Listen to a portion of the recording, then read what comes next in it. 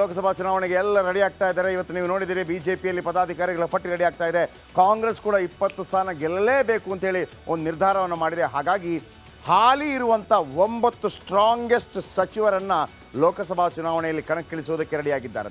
9 ಜನ. ನಿನ್ನೆ ನಾವು ರಿಪಬ್ಲಿಕ್ ಕನ್ನಡದಲ್ಲಿ ಪಿ ಮಾರ್ಕ್ ಸರ್ವೆ ಮಾಡಿದ್ವಿ. ಅದರಲ್ಲಿ ಸರ್ವೆ ಪ್ರಕಾರ ಕಾಂಗ್ರೆಸ್ 3 ರಿಂದ 6 ಸ್ಥಾನ ಬರುತ್ತೆ ಅಂತ ಹೇಳಿತ್ತು. 2 ಅಂಕಿ ದಾಟಿರಲಿಲ್ಲ, 10ಕ್ಕಿಂತ ಜಾಸ್ತಿ ಹೋಗ್ತಾ ಇರಲಿಲ್ಲ. ಡಿ ಕೆ ಶಿವಕುಮಾರ್ ಹೇಳ್ತಾ ಇದ್ರು 20, ಸಿದ್ದರಾಮಯ್ಯ ಹೇಳ್ತಾ ಇದ್ರು 20, BJP ಹೇಳ್ತಾ ಇದೆ 28. ಈಗ ಕಾಂಗ್ರೆಸ್ಗೆ ಒಂದೊಂದು ಅರ್ಥ ಆಗ್ತಾ ಇದೆ. ನಾವು ಸ್ಟ್ರಾಂಗ್ ಆಗಿರುವಂಥ ಅಭ್ಯರ್ಥಿಗಳನ್ನು ಹಾಕಿದರೆ ಮಾತ್ರ, ಅವರೇ ಓಡಾಡಿ ಗೆಲ್ಲಿಸಿಕೊಳ್ಳುವಂಥ ಅಭ್ಯರ್ಥಿಗಳನ್ನು ಹಾಕಿದರೆ ಮಾತ್ರ ನಾವು ಗೆಲ್ತೀವಿ ಅಂತೇಳಿ ಸಂಪುಟದ 9 ರಿಂದ 10 ಸಚಿವರಿಗೆ ಈ ಬಾರಿ ಲೋಕಸಭಾ ಟಿಕೆಟ್ ಕೊಡ್ತಾರಂತೆ. 20ಕ್ಕೂ ಹೆಚ್ಚು ಕ್ಷೇತ್ರಗಳನ್ನು ಗೆಲ್ಲಿಸೋದಕ್ಕೆ ಇವರು ಪಣ ತೊಡಬೇಕಂತೆ. ಯಾರ್ಯಾರು ಚಾಮರಾಜನಗರದಿಂದ ಶುರು ಮಾಡೋಣ. ಎಚ್ ಸಿ ಮಹದೇವಪ್ಪ ಅವರು ಈ ಬಾರಿ ಅಲ್ಲಿಯ ಲೋಕಸಭಾ ಟಿಕೆಟ್ ಅಭ್ಯರ್ಥಿ ಆಗುವಂಥ ಸಾಧ್ಯತೆ ಇದೆಯಂತೆ. ಅವರ ಮಗನಿಗೆ ಅಂತಿತ್ತು ಮೊದಲು. ಬಹುಶಃ ಎಚ್ ಸಿ ಮಹದೇವಪ್ಪ ಅವರೇ ನಿಂತರೆ ಬಹುಶಃ ಇವರಿಂದ ತೆರವಾಗುವಂಥ ಕ್ಷೇತ್ರ ಇದೆಯಲ್ಲ ಟಿ ನರಸೀಪುರ, ಅದರಲ್ಲಿ ಅವರ ಮಗ ನಿಲ್ಬೋದೇನೋ ಗೊತ್ತಿಲ್ಲ. ಮತ್ತೊಂದು ಕಡೆ ಸತೀಶ್ ಜಾರಕಿಹೊಳಿ ಕಳೆದ ಬಾರಿ ಕೂಡ ಮಂಗಳ ಅಂಗಡಿಯವರ ವಿರುದ್ಧ ಉಪಚುನಾವಣೆಯಲ್ಲಿ ಸ್ಪರ್ಧೆ ಮಾಡಿದ್ದು, ಸೋತಿದ್ರು. ಭಾಳ ಸಣ್ಣ ಅಂತರದಲ್ಲಿ ಸೋತಿದ್ರು.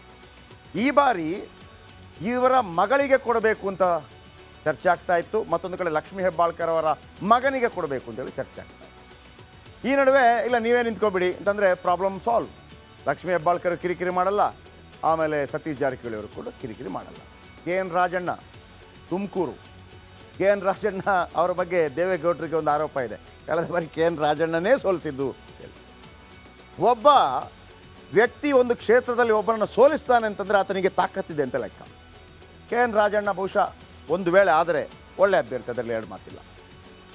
ಮಂಡ್ಯದಲ್ಲಿ ಕೃಷಿ ಸಚಿವ ಚೆಲುವರಾಯಸ್ವಾಮಿ ನೋಡಿ, ಎಲ್ಲ ಸಚಿವರು ಅವರ ಪತ್ನಿ ಧನಲಕ್ಷ್ಮಿಯನ್ನು ಕಣಕ್ಕಿಳಿಸಬೇಕು ಅಂತಿತ್ತು. ಧನಲಕ್ಷ್ಮಿಯನ್ನು ಕಣಕ್ಕಿಳಿಸುವಂಥ ತಾಕತ್ತು ತೋರಿಸೋದು ಚೆಲುವರಾಯಸ್ವಾಮಿಯವರು ತಾನು ಗೆಲ್ಲದೆ ಇರ್ತಾರಾ, ಈ ಲೆಕ್ಕಾಚಾರ. ಸೊ ಹಾಗಾಗಿ ಚೆಲುವರಾಯಸ್ವಾಮಿಯವರೇ ಕಣಕ್ಕಿಳಿಯಲಿ. ಬಹುಶಃ ಅಲ್ಲಿ ಮಂಡ್ಯದಲ್ಲಿ ಖಾಲಿ ಆಗುತ್ತೆ, ನಿಮ್ಮ ಪತ್ನಿಯನ್ನು ಕಣಕ್ಕಿಳಿಸಿ. ಯಾಕಂದರೆ ಯಾಕೆ ಇದನ್ನು ಮಾಡ್ತಾ ಇದ್ದಾರೆ ಅಂತಂದರೆ 136 ಕ್ಷೇತ್ರ ಇದೆ, 136 MLAಗಳಿದ್ದಾರೆ ಕಾಂಗ್ರೆಸ್ನಲ್ಲಿ. 9 ಜನ ಬಿಟ್ಟೋದ್ರೂ ಕೂಡ ಅಥವಾ MP ಗಳಾದರೂ ಕೂಡ MP ಲಾಭ.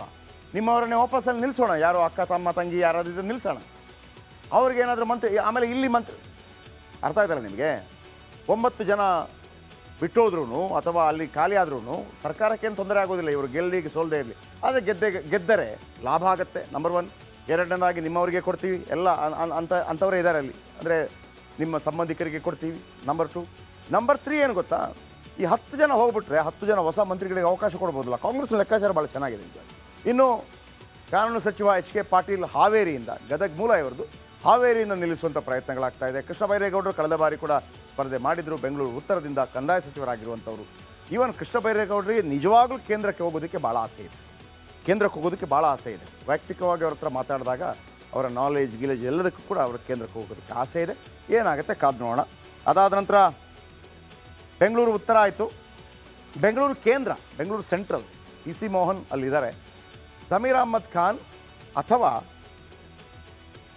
KJ ಜಾರ್ಜ್ ಅವರನ್ನು ನಿಲ್ಲಿಸಬೇಕು ಅಂತ ಒಂದು ಪ್ರಯತ್ನಗಳಾಗ್ತಾ ಇದೆ ಅಂತ. ಇದು ಎಷ್ಟು ಫಲಪ್ರದವಾಗುತ್ತೆ ಗೊತ್ತಿಲ್ಲ, ಯಾಕಂದರೆ ಅದು ಭಾಳ ಬಲಿಷ್ಠ ಪೋಟೆ ಆಗಿಬಿಟ್ಟಿದೆ PC ಮೋಹನ್.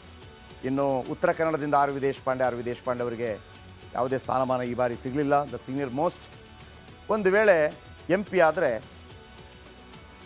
ಗೊತ್ತಿಲ್ಲ, ಅಧಿಕಾರಕ್ಕೆ ಬಂದರೆ ಒಂದು ಮಿನಿಸ್ಟರ್ ಆಗ್ಬೋದೇನೋ. ಕೋಲಾರದಿಂದ ಡಾಕ್ಟರ್ ಪರಮೇಶ್ವರ್ ಅಥವಾ ಮುನಿಯಪ್ಪ. ಬಹುಶಃ ಕೋಲಾರದ ಪರಮೇಶ್ವರ್ ನಿಂತರೆ ಮುನಿಯಪ್ಪ ಸಪೋರ್ಟ್ ಮಾಡಿ ನಡೆಯುತ್ತೆ. ಕಳೆದ ಬಾರಿ ಎಲ್ರಿಗೂ ಗೊತ್ತಿರುವಂಥದ್ದೇ, ಮುನಿಯಪ್ಪ ಅವರನ್ನು ಸೋಲಿಸೋದಕ್ಕೆ ಪ್ರಯತ್ನ ಪಟ್ಟರು ಅಂತೇಳಿ. ಹಾಗಾಗಿ ಮುನಿಸ್ವಾಮಿ ಅವರು ಗೆದ್ದರು ಅಂತೇಳಿ ಯಾವತ್ತೂ BJPಯಲ್ಲಿ ಗೆದ್ದದ್ದಿಲ್ಲ.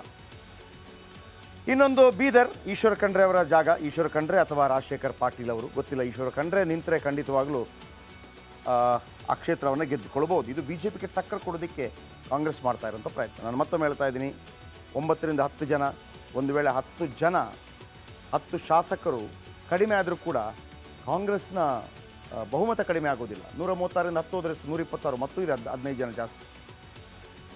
MP ಟಿಕೆಟ್ ಆಯಿತು, ಇಲ್ಲಿ ಅವರ ಮಕ್ಕಳಿಗೋ ಮತ್ತೊಬ್ಬರಿಗೋ ಟಿಕೆಟ್ ಕೊಟ್ಟಂಗೆ ಆಗುತ್ತೆ. ನಂಬರ್ 2. ನಂಬರ್ 3, 10 ಜನ ಖಾಲಿ ಆದಾಗ ಅಲ್ಲಿ ಹೊಸ ಮಂತ್ರಿಗಳನ್ನು ಸೇರಿಸ್ಕೋಬೋದು. ಎಲ್ಲ ಲೆಕ್ಕಾಚಾರ ಚೆನ್ನಾಗಿದೆ.